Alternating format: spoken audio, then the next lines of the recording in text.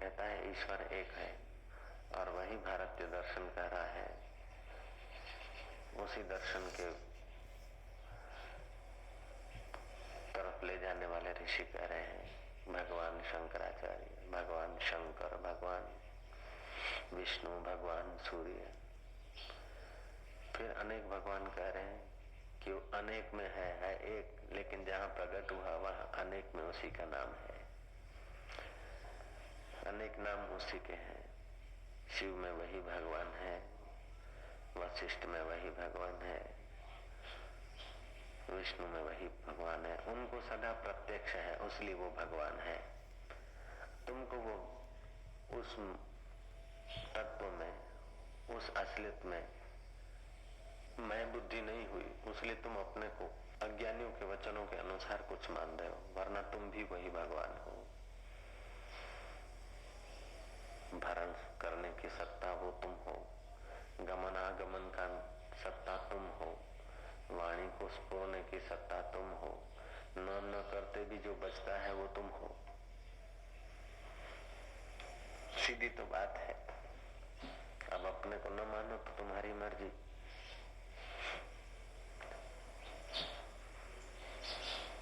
शास्त्र कहते हैं सर्वम खलविदम ब्रह्म, सच कुछ सब जगह वो ब्रह्म है, परमात्मा है, व्यापक है, हरिव्यापक सर्वत्र समाना। लेकिन तुमको इस चैतन्य में प्रेम होगा तो प्रकट होगा। अग्नि तो लक्कड़ में पूरी भरी हुई है, लेकिन जहां से प्रकट होती है वहां उसकी विशेषता दिखती है।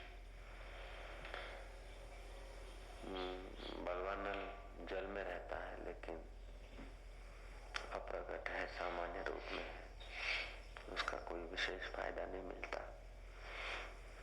लकड़ी में अग्नि है लेकिन सामान्य रूप से है, जब प्रकट होती तो उसका प्रकाश और तेज मिलता है। ऐसे ही तुम सामान्य रूप में तो हो चेतन, भगवान हो, लेकिन पता नहीं, इसलिए लाभ नहीं उठा पाते।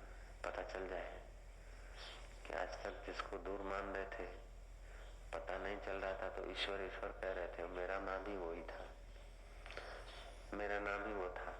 पता नहीं चला तो समझ रहे हैं ईश्वर है, कहीं हमसे दूर है। जब आप खो गए तो पता चलेगा कि मेरा ही नाम ईश्वर था।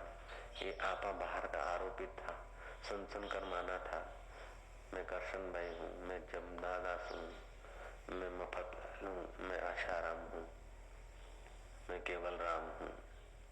बस ये केवल राम तो हो, लेकिन इस शरीर को लेकर नहीं, तुम केवल ही राम हो। आशाओं के राम तो हो, आशाओं के दास नहीं, आशाओं के तुम आधार हो, लेकिन शरीर को लेकर नहीं, तुम्हारी असलियत को लेकर।